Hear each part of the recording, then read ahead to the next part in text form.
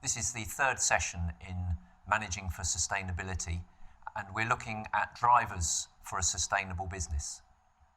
Why should businesses bother with the issue of sustainability at all? Well, I'm going to look at drivers under two headings of voluntary drivers and regulatory drivers. We're going to look at cost savings as a driver, reputation and brand value, differentiation, new business opportunities, and regulation. So you're familiar with the carrot and stick motives, those things you have to do and those you choose to do. The Carbon Trust has observed that for companies taking action that improves sustainability, most are driven by the more conventional compliance and financial motives.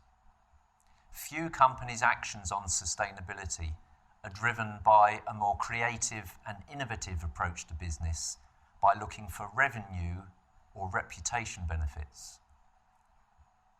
So first, we will look at the drivers that link to saving costs. So who would not want to be more sustainable if you're going to save money? Well, you can divide companies into how enthusiastic they are to address sustainability change. Laggards react mainly to regulation. Players tend to be looking for cost savings.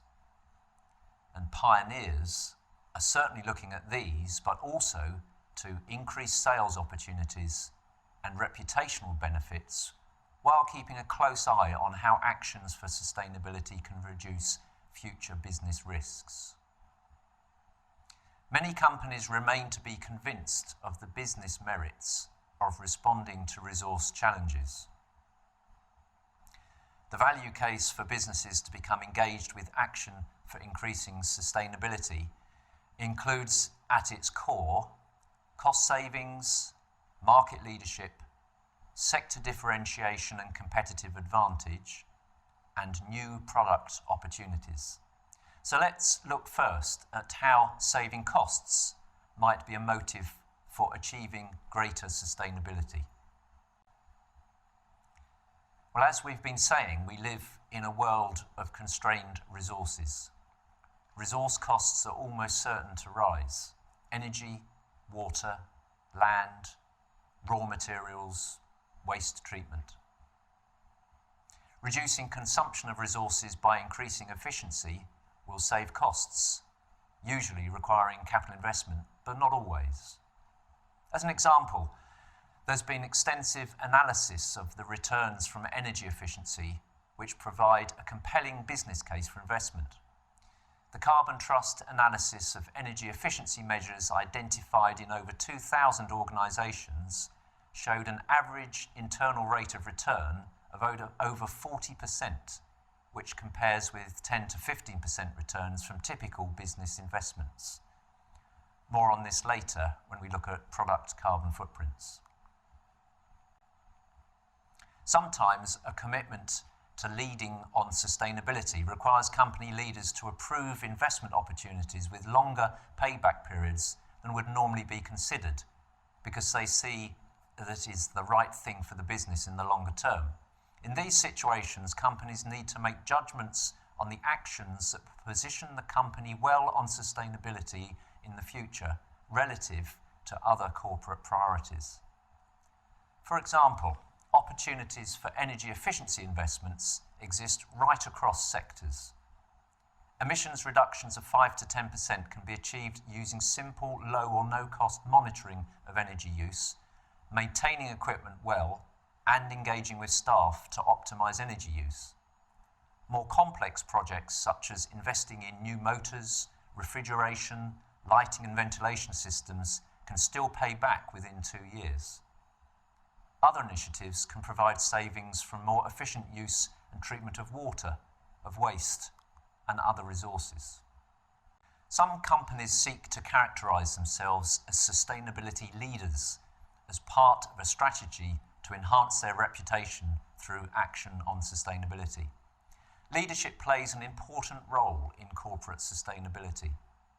Companies with a strong public profile generally wish to be seen as taking a leadership position on important issues.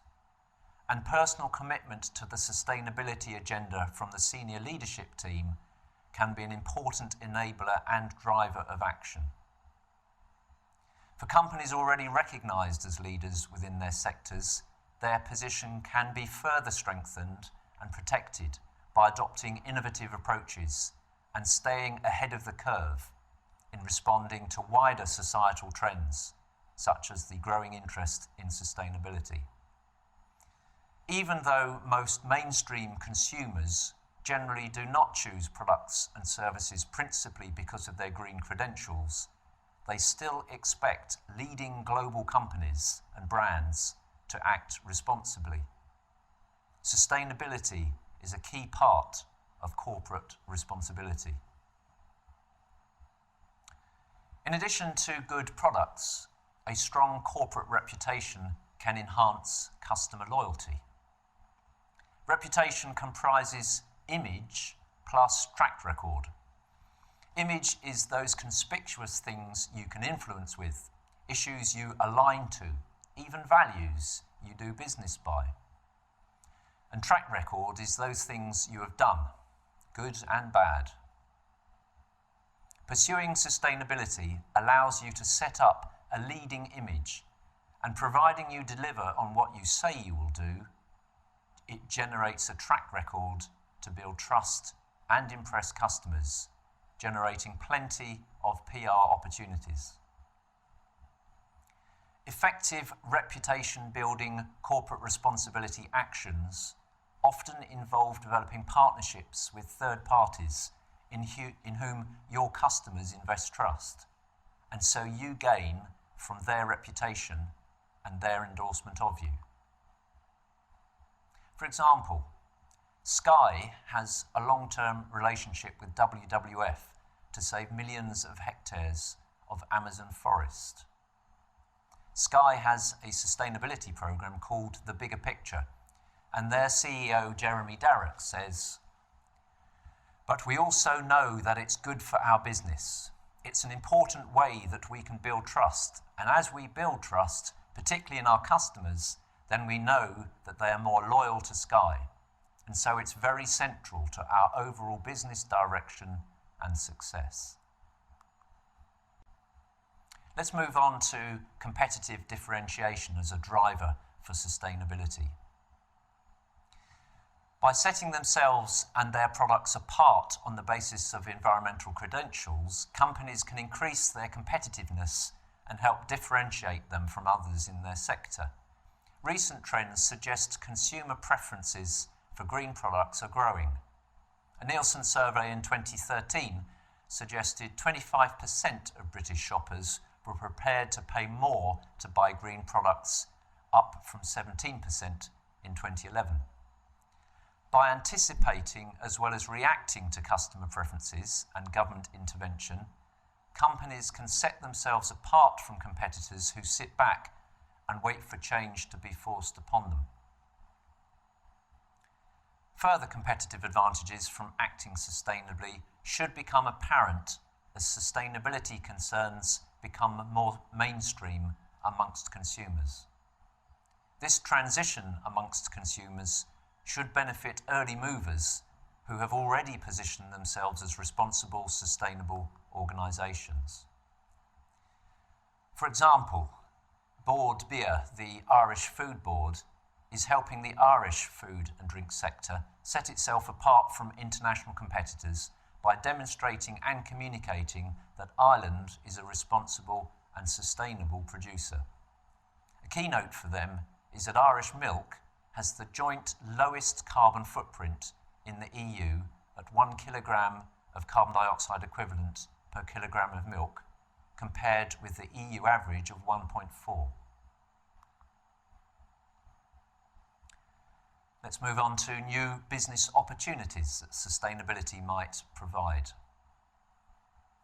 By achieving certain standards of operation or production, your organisation might become eligible as a preferred supplier on new contracts, which may also open the door to partnerships with others with similar high standards.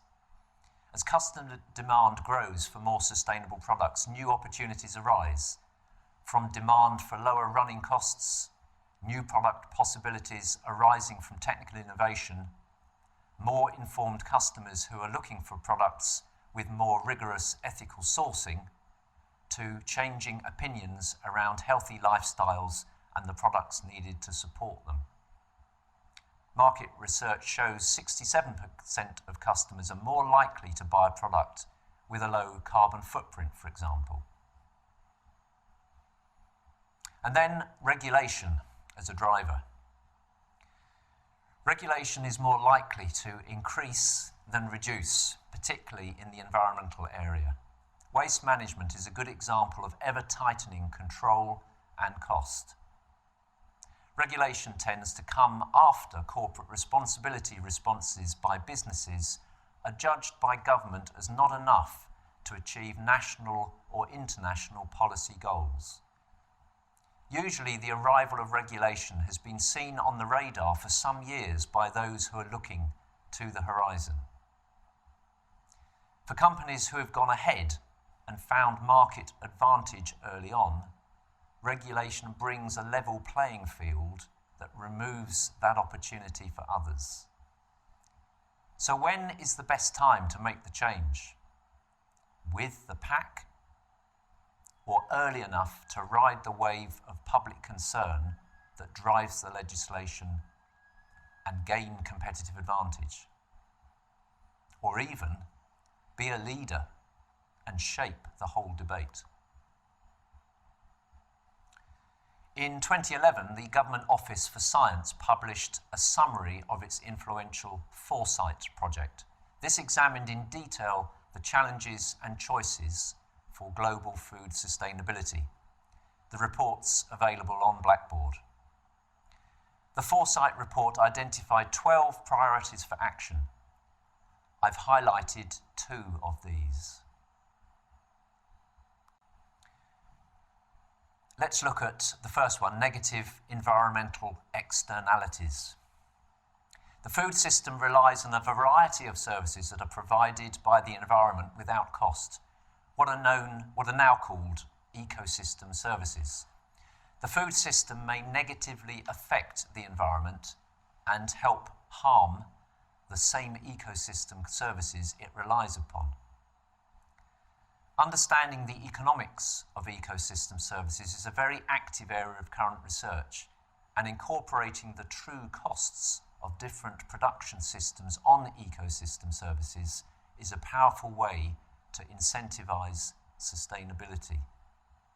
The Foresight report says that there needs to be a much greater realization that market failures exist in the food system that, if not corrected, will lead to irreversible environmental damage and long-term threats to the viability of the food system. Moves to internalize the costs of these negative environmental externalities are critical to provide incentives for their reduction. Such moves to internalize costs need to be taken at global level, but as world consensus grows, we can expect markets to reflect true environmental costs of the food supply processes we use. Anticipating this now prepares a business to gear up for the future in its own time and ahead of the competition, making reputational gains on the way. At the end of the food chain, the consumer exerts choices and preferences that have profound influences on food production and supply, while companies in the food system have great political and societal influence and can shape consumer preferences. So this is all about changed consumption patterns. The informed consumer can effect change in the food system by choosing to purchase items that promote sustainability, equitability, or other desirable goals.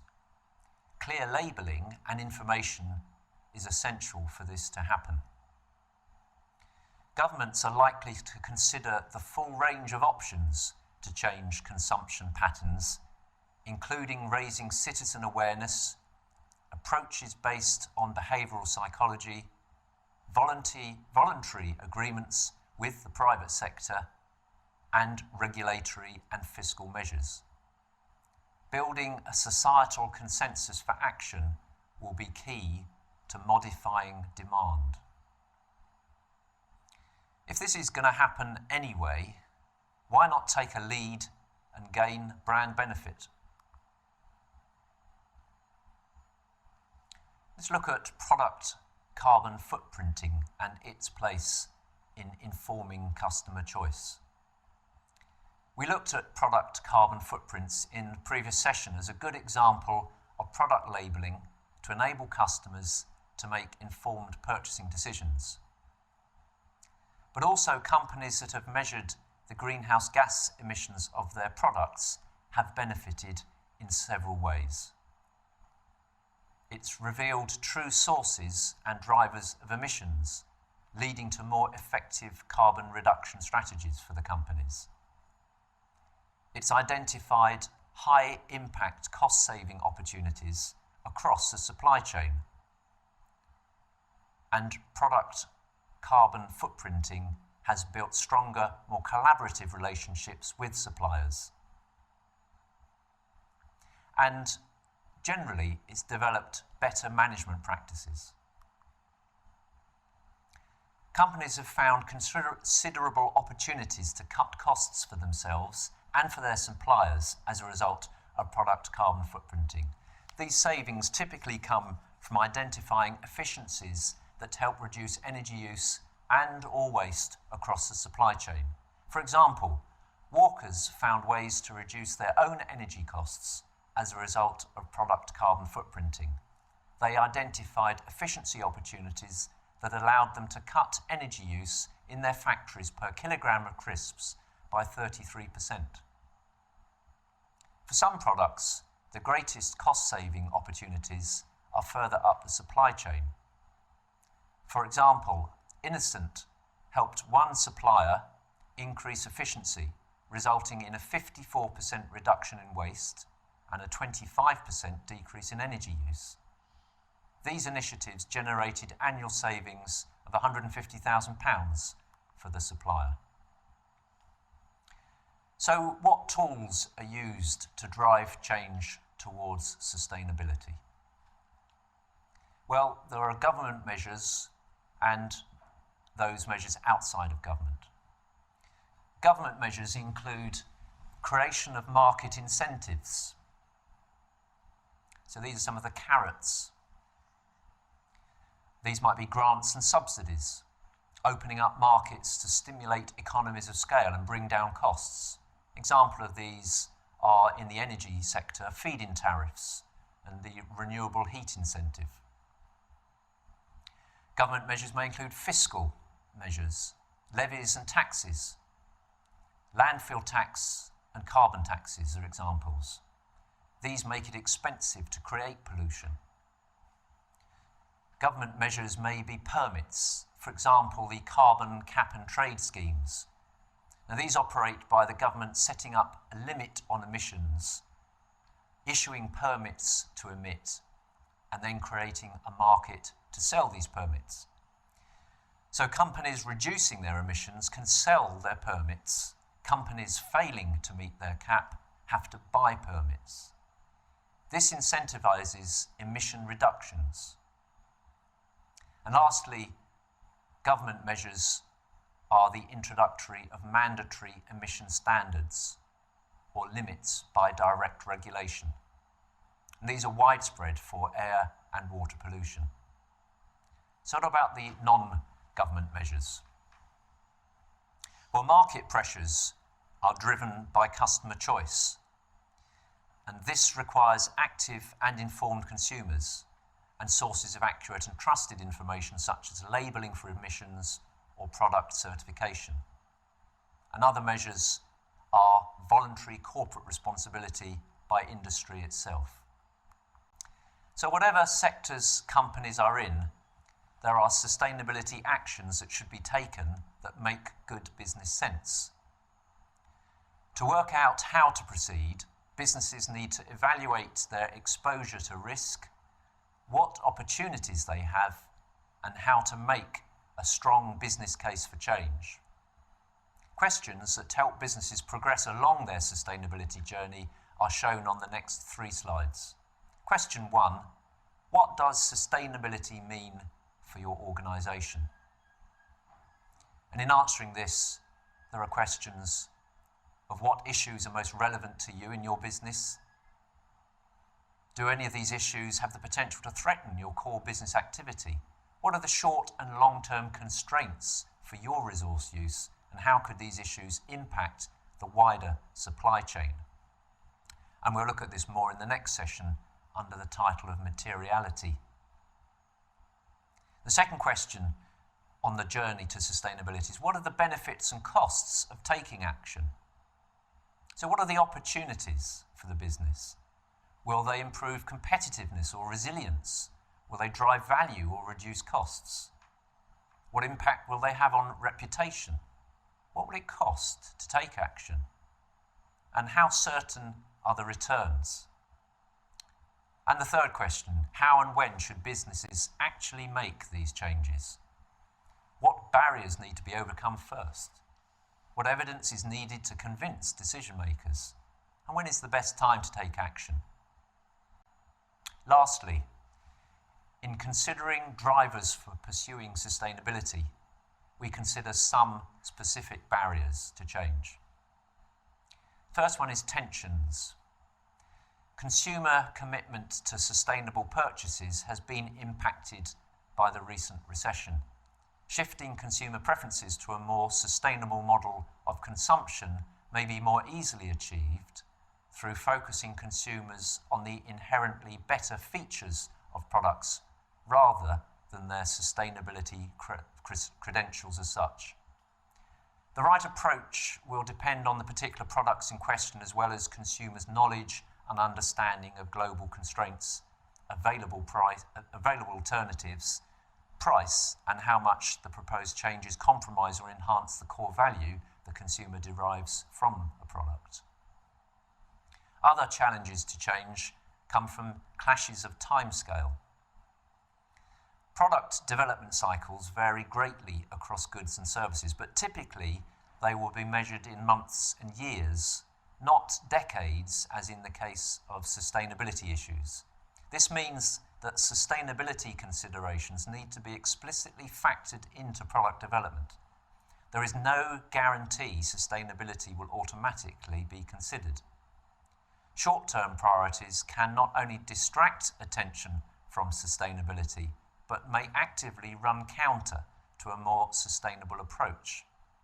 The short-term commercial realities of constantly changing consumer-orientated sectors can be difficult with the long-term requirements of sustainability and resource efficiency.